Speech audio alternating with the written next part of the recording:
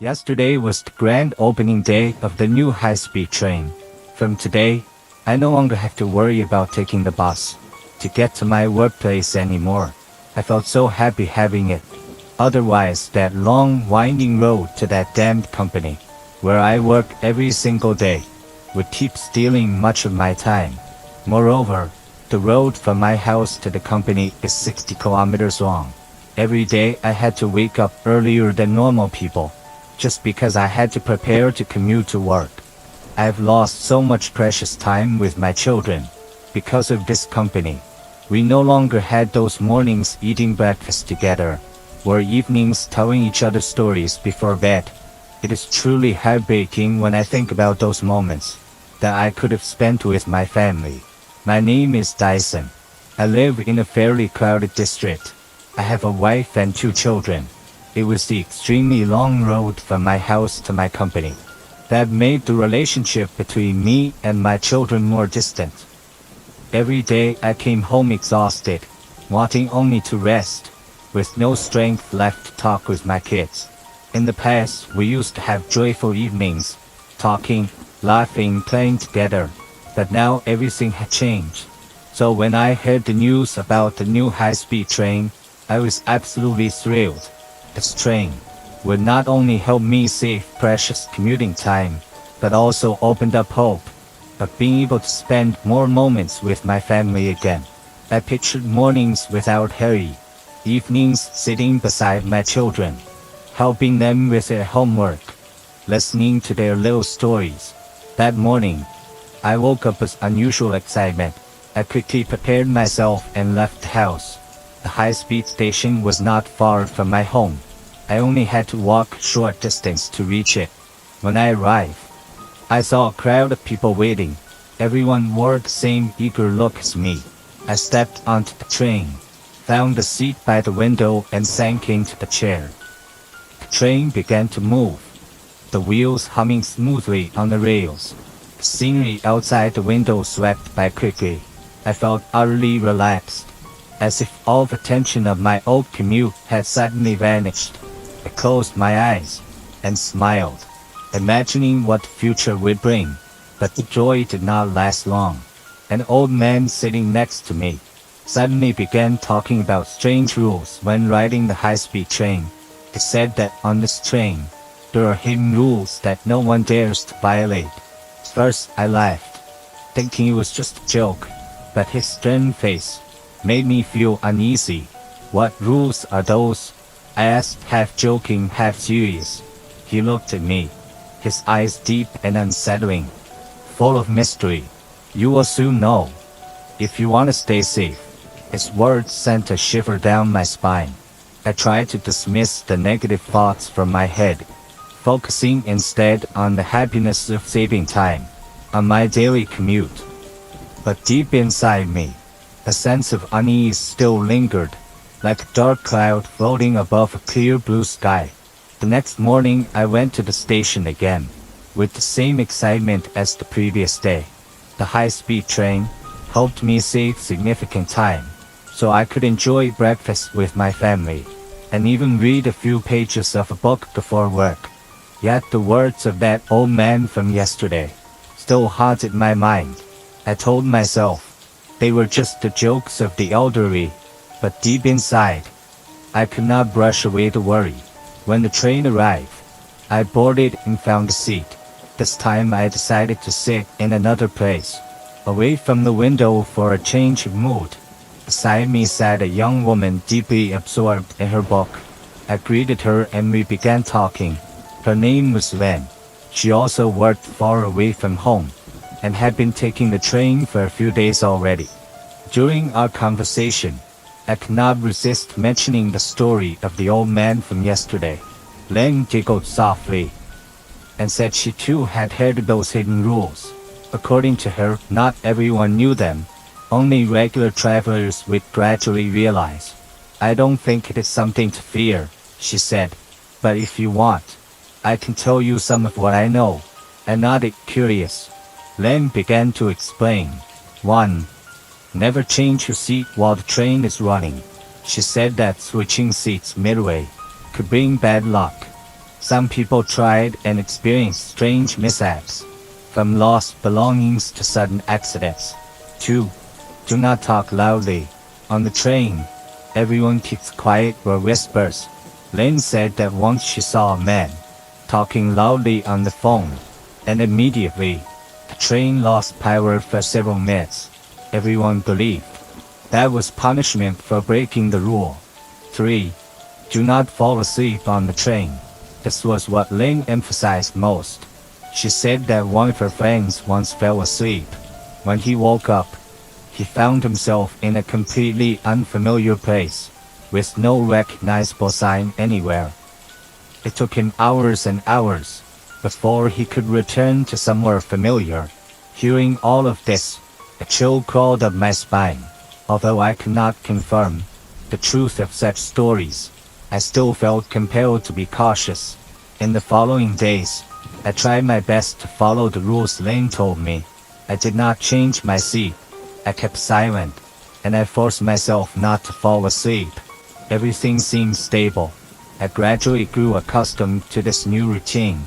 Yet one morning, as I stepped onto the train, I saw that old man again, sitting in the very same place. He looked at me and gave a slight nod of greeting. Gathering my courage, I walked closer and asked him about those strange rules again. The old man smiled a mysterious smile, hard to read, almost chilling. Only time will tell, he said slowly. But remember, always be careful and listen closely to what surrounds you. The high-speed train is not merely a means of transport. It carries secrets. Secrets not meant for everyone to know. His words made me think even more about the rules and the dark mysteries of this train. I silently promised myself I would always stay alert, not only for my own sake, but for the family waiting at home. The mysteries of the high-speed train were only just beginning, and I knew I would keep uncovering them, step by step, with both curiosity and caution. The following days I began to grow used to the rhythm of life with the high-speed train. Everything seemed smooth and ordinary, yet the stories of those hidden rules kept circling in my mind. I told myself not to let them disturb me too much. But then one event changed everything. One morning, as I boarded the train and looked for a seat, I sensed something was off in the atmosphere. The air was tense, heavy. Passengers exchanged anxious looks with one another. I chose a seat near the back of the car and opened my book. Soon, I heard loud voices from the front of the car. I lifted my head and saw a group of young men laughing and shouting, their voices echoing across the carriage. They did not care about anyone else. They were clearly breaking the unspoken rule. Do not talk loudly. People stared at them with disapproving eyes, but no one dared say anything. The group grew bolder, standing up, walking up and down the aisles noisily. One of them even sat down in another passenger seat. The very moment that person stood up to leave, a sense of dread surged inside me, reminding me of Lane's warning. Never change seats while the train is running. The train entered a tunnel. Suddenly the lights flickered, and then went completely out. Darkness swallowed the entire car. The laughter of the young men ceased abruptly. Whispers of fear filled the carriage. I felt my heart pounding in my chest as I tried to stay calm and listen. Footsteps, heavy and fast, rushing down the aisle. Then, a scream pierced the darkness. When the lights came back on, one of the young men lay motionless on the floor, his eyes wide open in frozen terror. The other stood pale and shaking, unable to move. And then, from somewhere, the old man appeared again. He stepped forward, bent down, and whispered something chilling into the young man's ear. The young man trembled violently, but could not utter a single word. Everyone stared in horrified silence. The old man straightened himself, his voice cold as ice. That is the price for breaking the rules. He looked around the carriage. The high-speed train is not just a vehicle. It is another world with laws of its own. Fail to obey, and you face the consequences. My blood froze. The warnings of Ren, the whispers of the old man, they were no longer myths. They were reality. I looked around. All faces were pale, terrified, their eyes darting nervously. No one dared to speak. The train rattled on, but the tension lingered. When it stopped at the next station, the group of young men rushed out hastily, leaving behind only an empty heaviness in the air. The rest of us remained, shaken, silent. From then on, I understood that the hidden rules were not to be taken lightly. They were not baseless tales, but truths written in fear and blood. I silently vowed I would obey them at all costs. But days after that incident, I was even more cautious. The hidden rules were no longer strange rumors, but real shadows clinging to the train. Every time I boarded, I reminded myself, stay silent, don't switch seats, and above all, never fall asleep. That life was exhausting. Work piled up, late nights drained me. One morning, after a sleepless night, I stepped onto the train in a haze of fatigue. I found a seat by the window, telling myself, just a short nap, just a moment. But weariness overwhelmed me, and darkness pulled me under. When I opened my eyes, the first thing I felt was disorientation. The train was still moving, but outside nothing looked familiar. No tall buildings, no bustling streets. Instead, a barren wasteland stretched endlessly, desolate, lifeless. I looked around. The other passengers were also awake, faces stricken with the same fear as mine. I remembered Lane's warning with shudder. Do not fall asleep on the train. My heart thumped wildly. Where had we been taken? I rose to look for the old man, desperate for answers, but he was not there. All I saw were panicked, whispering passengers, their eyes mirroring my dread. I walked along the aisle, searching each car. People were tugging on locked doors, shaking their heads in despair. Whispers grew louder, rising into cries of fear. The train seemed sealed shut, carrying us deeper into nowhere. At last, I met a middle-aged man who looked strangely calm. He gazed at me knowingly and spoke in a low voice. We are no longer in our world. His words chilled me. I do not know exactly where this is, he continued, but I know we must find a way back. The rules, they might still guide us. I asked him about the rules, about returning, but he only shook his head slowly. There are no clear rules for this. Only hope, only endurance. Despair sank its claws into me. We were trapped in a nightmare realm. I thought of my wife, my children. Would I ever see them again? I clenched my fists and forced myself to breathe. No matter how terrifying, I had to survive. I returned to my seat, trying to calm my mind. Closing my eyes, I forced myself to think of solutions. The sounds around me dulled, fading into emptiness. And then it was as if I was pulled into another dream. When I opened my eyes again, I was still on the train, but the scenery outside had changed. This time, endless green fields rolled past, with tiny cottages scattered under golden sunlight. It looked like an old painting.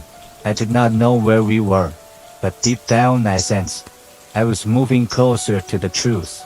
After waking up in that strange world, I felt as if I had wandered into a land full of mysteries and lurking dangers. The high-speed train continued to rush forward, but the scenery outside the windows grew more bizarre with every passing mile. No longer the green fields and cottages. Instead, there appeared strange and terrifying landscapes, like visions born of nightmares. When I looked outside, I began to see grotesque creatures. First came enormous beasts with ghastly shapes, their skin pale and slimy, their eyes burning red with hunger. They roamed the barren fields, and sometimes crept close to the tracks, staring directly at the train as it sped by.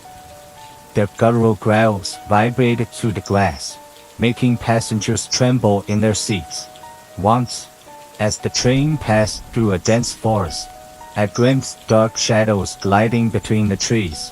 When I looked closer, I realized they were ghosts, pale translucent forms, moving as swift as lightning, whispering chilling words that seeped into my bones. I shivered at the thought of ghost stories I had heard as a child, but this was no story. They were real, swirling around the train. Other passengers noticed too, and fear spread like wildfire through the cars. But it did not stop there. As the train plunged into another valley, I saw giant serpents slithering around rock hills. Their scales shimmered under the dim light, their bodies massive, stretching across the ground like rivers of muscle. Each time the train drew near, the snakes lifted their heads, hissing with sounds so sharp they cut into our ears. Once, a serpent even tried to climb onto the carriage, its monstrous body scraping against the steel. Luckily, the train accelerated suddenly, leaving the horror behind. Still trembling, I thought the nightmare could not escalate further. I was wrong. The train pushed deeper into a mountain range of jagged stone. From atop the cliffs, figures appeared, giants towering several tens of meters high, their skin rough as rock, their eyes glowing like embers. Some of them carried massive boulders in their hands, as though ready to hurl them onto us below. The train rattled through the narrow path, and I could feel their gaze pierce my soul. Looking up at those colossal beings, I felt utterly small and helpless, trapped in a nightmare with no escape. I told myself I had to be strong. I had to endure. The hidden rules of the train were not merely to keep order. They were survival keys in this infernal world. Soon after, the train plunged into another tunnel. Darkness swallowed everything once more. The air turned colder. I closed my eyes, trying to steady my breath, telling myself that I must not panic. The noises outside, the hissing of serpents, the roars of beasts, the ghostly whispers, all echoed inside my head, trying to break my sanity. But I clenched my fists and resisted. I had to stay alive. When the light returned, the train had emerged into a new land. What I saw outside was unlike anything I had ever known. A surreal, impossible world. The ground shimmered with colors like liquid metal, and the sky twisted in strange patterns, as if painted by a madman. One afternoon, as the train glided across an endless plain, I noticed flickering lights in the sky. At first, I thought they were stars or perhaps planes. But then they began to move. Too quickly, too erratically to be anything human-made. The lights darted across the heavens, weaving impossible paths. I narrowed my eyes and realized they were UFOs. Round, glowing discs hovered above us, shedding eerie green light. My heart thumped violently as they drew closer. Then, beams of light shot down onto the train, making the carriages quake violently. People screamed, clinging to their seats. Suddenly, an explosion thundered from the side of the car. Glass shattered, metal bent and twisted. Sparks rained down like hellfire. The UFOs were attacking us. Chaos erupted. Passengers shrieked, some thrown to the floor, others bleeding from shards of glass. I rushed to help a mother shielding her child, trying to protect them from flying debris. Meanwhile, the glowing discs fired more beams, searing into the steel of the train. Amid the chaos, I saw him, the old man. He stood steady in the aisle, his eyes locked on the skies, as though he had expected this all along. I stumbled toward him, desperate. What do we do now? I shouted over the explosions. He turned to me, his expression grim. We must stay calm. Trust the train. It has power to heal itself. But we must protect one another. Do not panic. His words, though eerie, carried strange weight. I obeyed, helping the injured, guiding passengers to safer spots within the carriage. Despite the terror, people began working together. Strangers united by survival. After a time that felt eternal, the UFOs began to retreat. Perhaps they realized the train was stronger than expected. The battered car still thundered forward, though slower, rattling like a wounded beast. The damage was immense. Cars twisted, lights flickering, passengers wounded, yet somehow impossibly the train endured. I collapsed into my seat, gasping for air. The attack had passed, but dread settled heavier in my chest. This journey was no longer simply about rules. It was war against forces beyond human comprehension, and I knew more horrors lay ahead. After the first assault by the UFOs, the high-speed train was badly damaged, yet it continued to crawl forward into the unknown. But the air inside was heavier than ever. Moans of the wounded, the sobs of those who had lost loved ones, and the thick stench of blood wrapped around us like a suffocating shroud. We thought we had survived the worst, but we were wrong. That night, as the train entered a treacherous mountain pass, new horrors came. From the trees and from the darkness outside, grotesque beasts appeared once more. They were even larger than before, covered in shaggy fur, claws glinting like knives. Their eyes burned with savage hunger, their roars splitting the night air. They charged the train. Windows shattered as monstrous arms punched through. Claws slashed across the steel, tearing holes into the carriage. The beasts forced their way inside. Screams erupted everywhere. Passengers tried to flee, but there was nowhere to run. Chaos consumed the car. I tried to shield myself and those beside me, but the power of creatures was overwhelming. One enormous beast lunged at me, its claws sinking deep into my shoulder. Pain seared through me, hot blood spilling down my arm. I struggled, writhing to escape its grasp. And then, the UFOs returned, hovering ominously above. They fired searing lasers down onto the train, explosions tearing through the carriages. The ground shook, metal screeched, fire blossomed. The train became a slaughterhouse. Screams, explosions, and beastly roars merged into one. People were torn apart before my eyes. I saw blood splashing across walls and ceiling, organs scattered across the floor. The carriage transformed into a hellscape of carnage. Bodies piled upon bodies, faces twisted in terror, intestines spilling like grotesque ribbons. The air reeked of iron and smoke.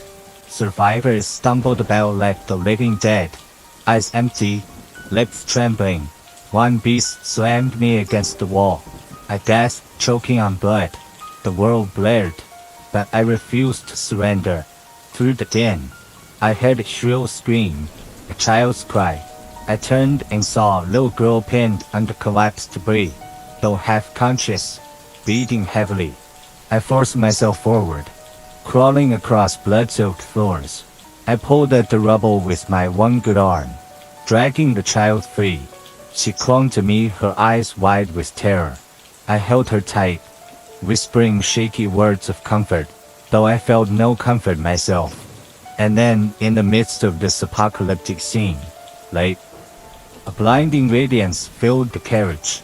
Warmth swept across the blood-stained air. I squinted, shielding my eyes, and when I looked again, a figure stood there, a being of purity, a heavenly angel, wings of white light stretched wide, face serene, eyes filled with sorrow and kindness. The angel shone like a star in the abyss, and for a moment, all screams fell silent. The angel stepped forward gracefully, their voice echoing, soft yet powerful. Jason, I know what you have endured, the suffering carved into your flesh and soul, but do not despair. There is hope. I felt a fragile spark of hope ignite within me. How can I escape? I pleaded, trembling. This train, it never stops. Monsters are everywhere. The angel's gaze softened.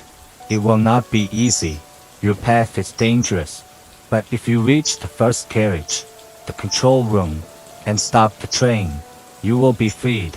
You will return to your life. But beware. The way is filled with shadows waiting to devour you.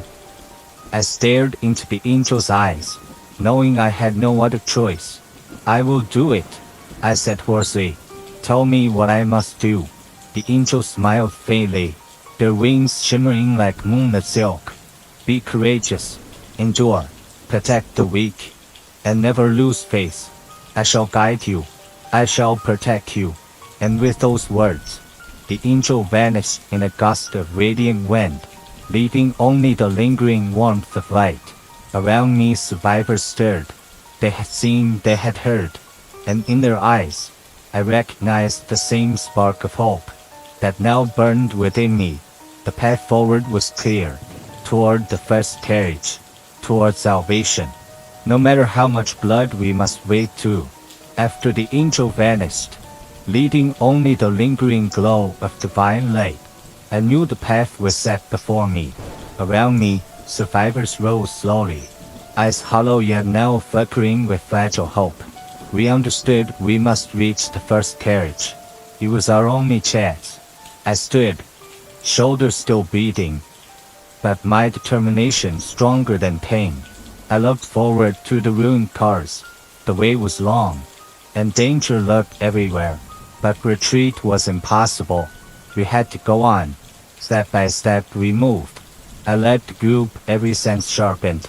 The floor was slick with blood. Bodies strewn across seats and aisles. Faces twisted in eternal screams. The stench of death clung to everything, but we pressed forward. Then, from the shadows ahead, growls erupted.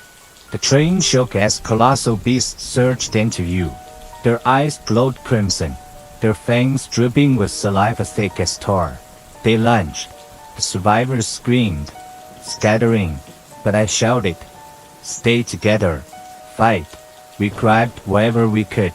Broken pipes, twisted steel bars, shards of glass sharp enough to cut flesh, weapons born of desperation. The monsters struck with terrifying force. Claws slashed, teeth tore through flesh. Blood sprayed in arcs across the carriage walls. I swung a jagged metal bar into one beast's face, its eye bursting in a spray of dark ichor. But another seized the man beside me, ripping him apart before he could even cry.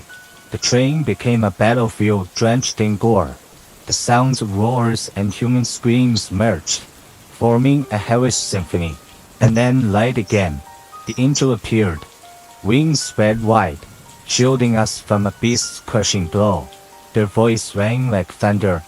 Stand strong. Do not falter. With the angel's protection, we found strength we did not know we had. We pushed forward, striking, screaming, bleeding.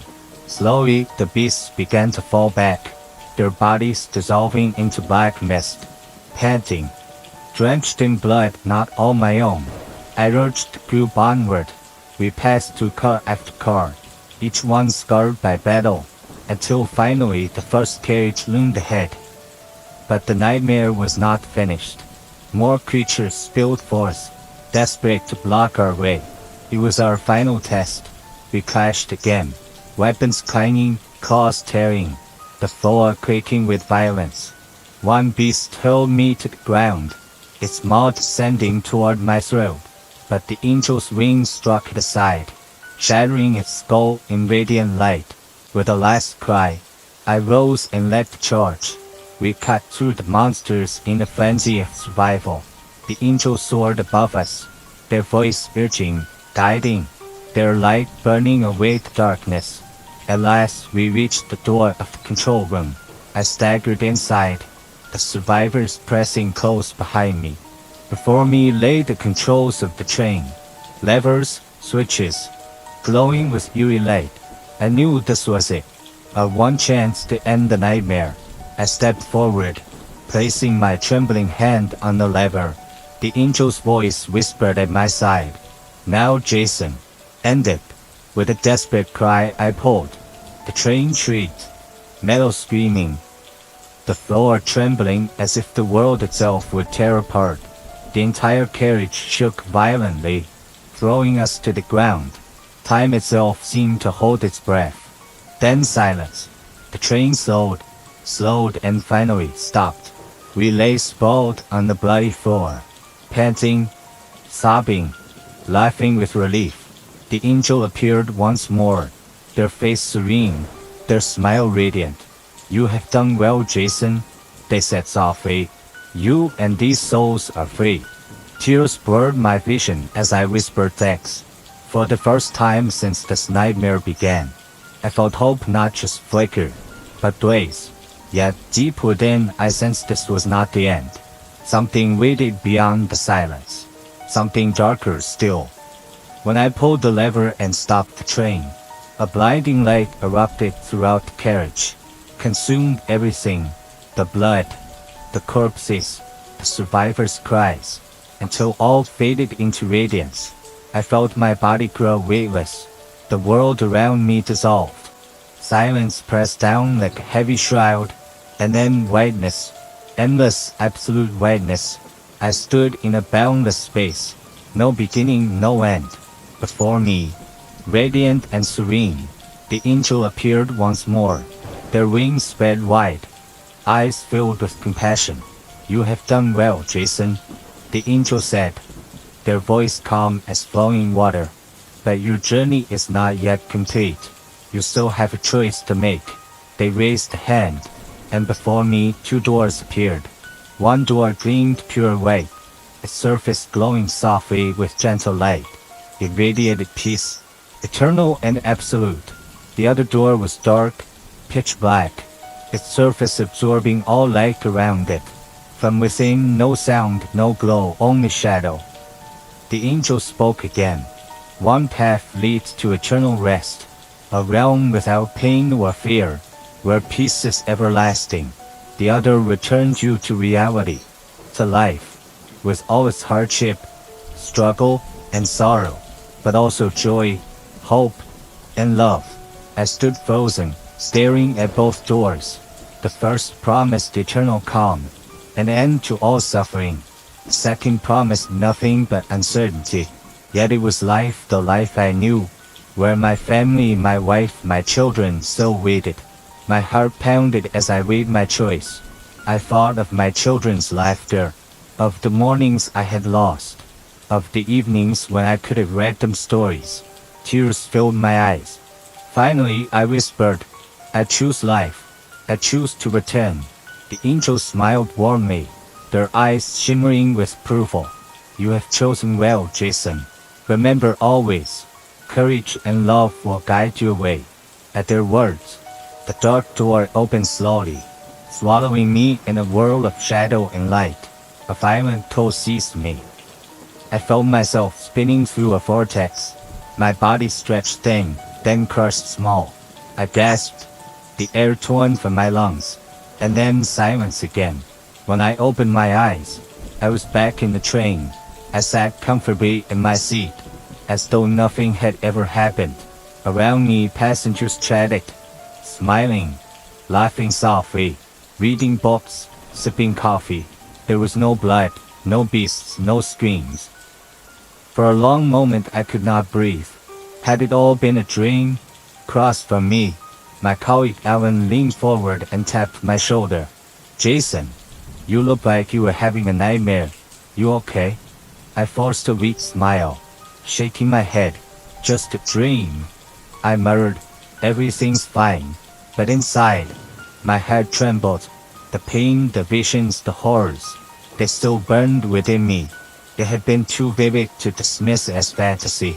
The train rumbled peacefully along the tracks, sunlight spilling warmly through the windows. There were no hidden rules, no monsters, no angels, only silence and comfort. Yet, as I gazed out at the passing scenery, a chill coiled around my spine. Had it truly been a dream, or had I glimpsed something beyond? A darker truth that the high-speed train still concealed. I looked down at my hands, still trembling faintly. Whatever it was, I had returned. To my family, my life, my reality. The strange journey was over, but the echoes of that nightmare would follow me forever.